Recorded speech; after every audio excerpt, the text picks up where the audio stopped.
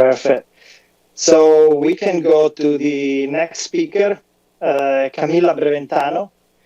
Camilla holds a degree in digital communications. Her interests center on the intersection of technology and communication, which led her to participate as a researcher in a project that analyzes DNS blocking in Latin America. This project is developed by the Catholic University of Uruguay with support from the Open Technology Fund. So Camilla Breventano, presenting Mapping DNS Blocking Trends in LATAM. Camilla, the stage is yours. Very much. Hola, ¿qué tal? Bueno, muchas gracias por invitarme. En esta ocasión estaré presentando. Thank you very much for inviting me.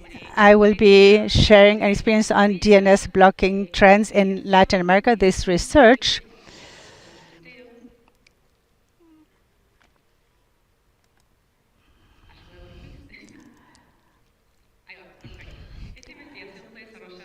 research was developed from the Catholic University of Uruguay with the support of Open Technology Fund, ISP, IX. The research team was directed by Carolina Guerra and the mentorship of Miguel Ignacio Estrada and Carlos Martinez. The research team included a multidisciplinary postgraduate students.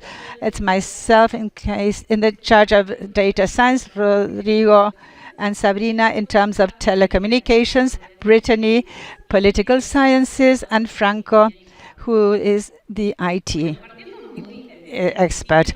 So right from the beginning, what is a DNS block? We all know that DNS is a domain name system that translates the domain names to an IP address with the aim of redirecting the user to a given website.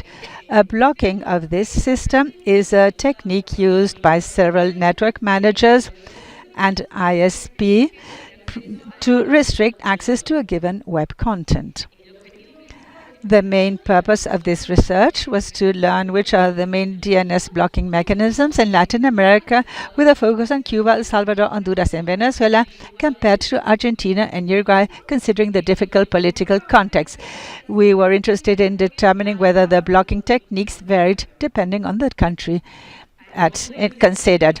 When starting this research, we looked for background information. We see that there's a scarcity of information in the region, and even more covering several countries. These are some reports that we found were interesting, such as the Freedom House reports, the UNE report, the one from Venezuela, Sin Filtro, and Dayton. The research methodology was a combined methodology with a quantitative and a qualitative approach and simultaneous approach. Quantitatively, we prepared a list of websites susceptible to being blocked. We obtained a list of 4,635 websites with bibliography information, with data bases from UNE Explorer, data collected by the reporters, and legal orders for blocking sites in Uruguay and Argentina. But not all blockings are done through a legal order, through a judge's order. Once we obtained these lists, we conducted testing with UNE Probe. UNE Probe is a mobile application, open source application, that in a very simplified way, you input websites, and UNE does a set of tests. Following these tests, they report any anomalies. We're going to explain what type of anomalies these are later on. But based on these, you can determine whether the website has been blocked or not, and using what blocking technique. So we did local tests with voluntaries in Uruguay, Argentina, El Salvador, and Venezuela, and also VPN tests, changing the location of the VPN to Uruguay, Argentina, El Salvador, Venezuela, Cuba, and Honduras. In Honduras, no local tests were done because we didn't obtain any voluntaries. And in the case of Cuba, we did obtain volunteers, but these tests couldn't be done correctly due to the ongoing power outages. We also did secondary testing with open resolvers. Once we collected all this information, it was passed through what we call a mesh system. The mesh system tests the website in the different countries of the study, and if this can be accessed from one location, this means that the site exists. But if the site cannot be accessed from any of the countries in the study, we understand that that website does not exist or is not used. Once we have all this, when we want to see what were the topics of the most blocked sites, we used this, and we saw that we used the standard that was most common in the region. We conducted focalized interviews to IXP, ISP experts, lawyers, technical people, human rights organizations such as VE with no filter, and politicians and in Latin America. Or now let's see some results. This is the most important thing, but let me clarify. As I mentioned earlier, ONI detects anomalies, and they divide them into two. DNS experiment failure and inconsistency of the resolution of the DNS, and HTTP experiment failure showing that there was an error in the connection of HTTP despite the consistency of DNS. And then it divides them into results that I'm going to explain later on.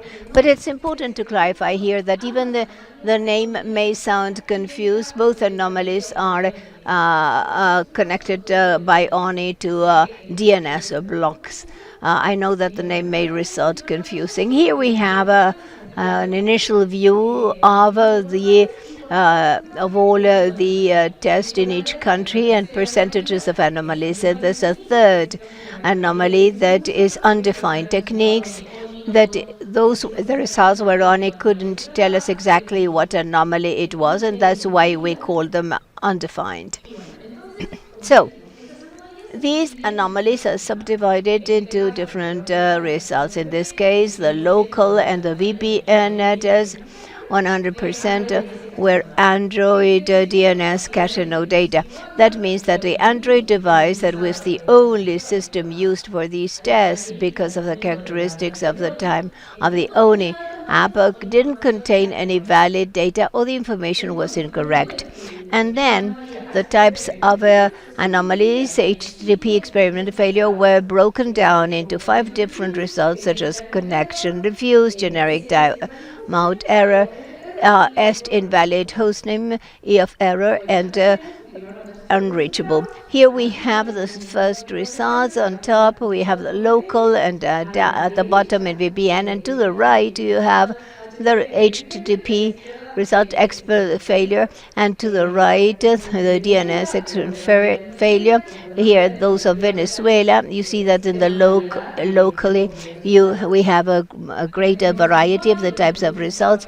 Here in Uruguay, where we could test different ASNs, this is Antel, this is Movistar. In Argentina, we also manage different ASNs. This is Telecom. You see the range of results in the local HTTP experience failure. This is ePlan, and here we have Cloudflare. In Honduras, we could only conduct tests with VPNs, and the distribution is quite even, and in Cuba only with VPN, and we see some differences.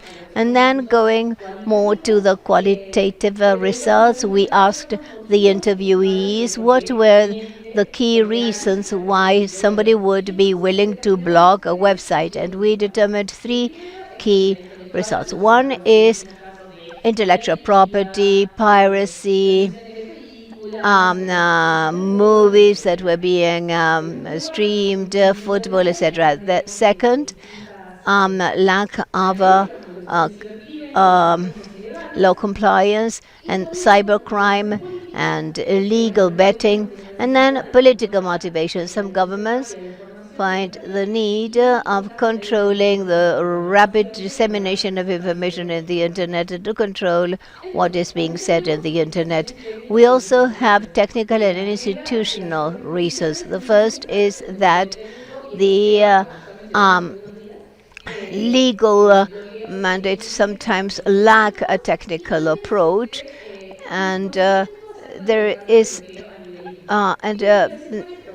not a good knowledge of the blocking by the ISP, because an agency may request to block the ISP, thinking that they will have an instantaneous result, and it is not like that. But the ISP needs to be find to strike a balance and in neutrality between their clients and government. Then we have the case of small providers, because sometimes they depend on larger providers. In Brazil, for instance, 3 of the important ISPs have 45% of the market.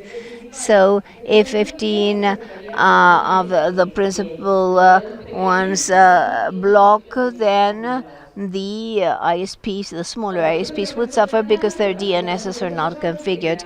So, well, here the main tool to evading blockades are the famous VPNs. Here we have a chart in a total of local test and with VPN, but the VPNs are a very large field, so this would be food for another study, a complete study. But the VPNs can use their own DNSs, but not necessarily do they always explicit how they operate or the DNS that they use. So there are several disclaimers as to whether they can be compared. And then, how accessible is a VPN? You need an international credit card, and you know that that is more or less common in the different countries. And the cost depends on the economic situation in the country, because remember that many VPNs are paid in dollars, and you know that $20 are not the same in Uruguay, Argentina, or Cuba. And also the variability of the VPNs. However, there are also DOT and DOH, that alternative for which you don't have to pay. The average user of the internet in the region is not necessarily aware of its presence, nor or do they use a browser based on those properties.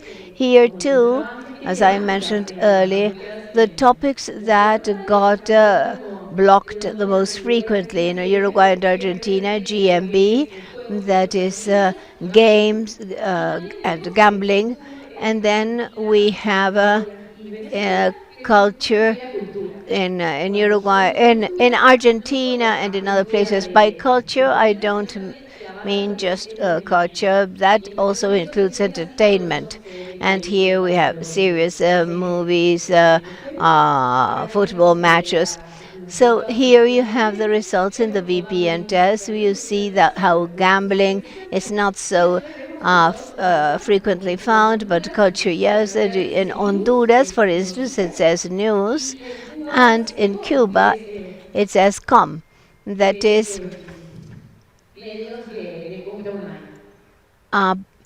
online shopping.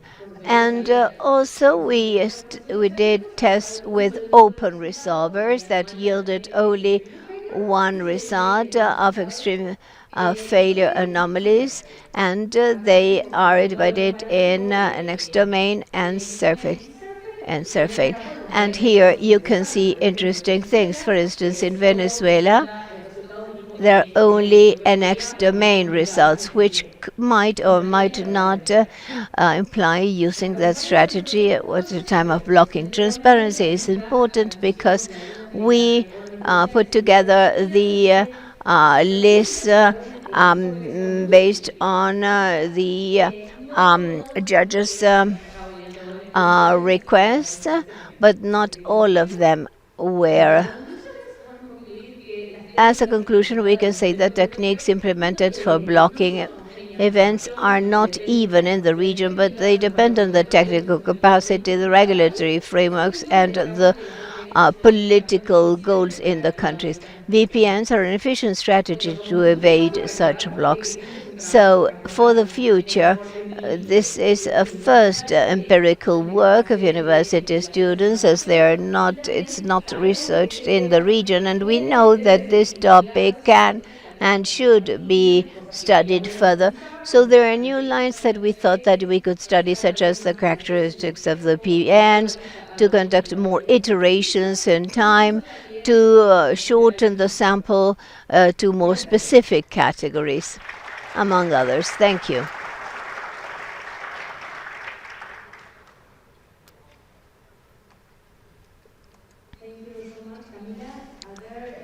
questions for Camila in the room or via Zoom?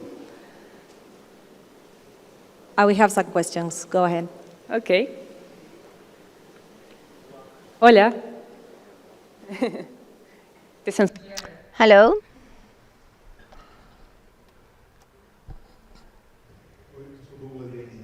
I'm Douglas.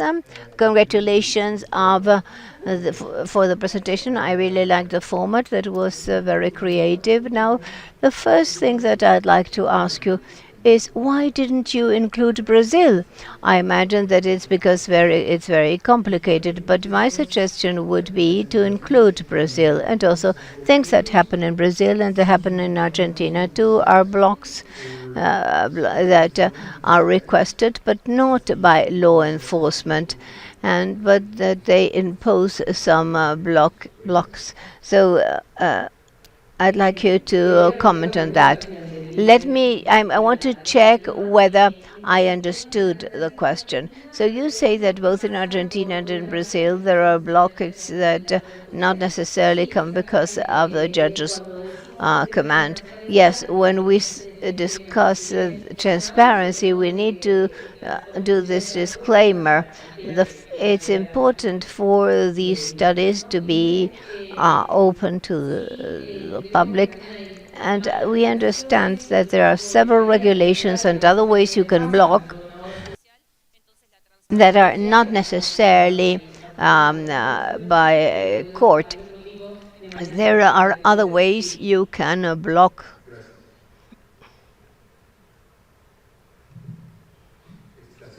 Congratulations, Camila, for that. We are very proud of that. Rather than a question, I wanted to ask you whether you could tell us what ONI is, and maybe you can invite people who are interested here to participate, because ONI nourishes from the data introduced by people. ONI is a platform. It's a web app. It's open source, free of charge, and it's quite easy to use. I'm not such a technical person. And it has a listing of the websites. And only once it has this list, starts testing, and the tests have a certain delay. That's important. In Cuba, we couldn't do it because of our timing. But if you are willing to download it, it's very intuitive, it's easy to use, and once you upload the websites, it's going to give you the results, these anomalies, and it's going to give you a sort of spreadsheet where you'll have the different results and the types of the different blocking techniques. It's quite easy to use, and once the results are executed, they are kept they are saved in ONI's database. That's very important. This list with 4,000 domains, we got it because it's ONI's open source data. Please, for her.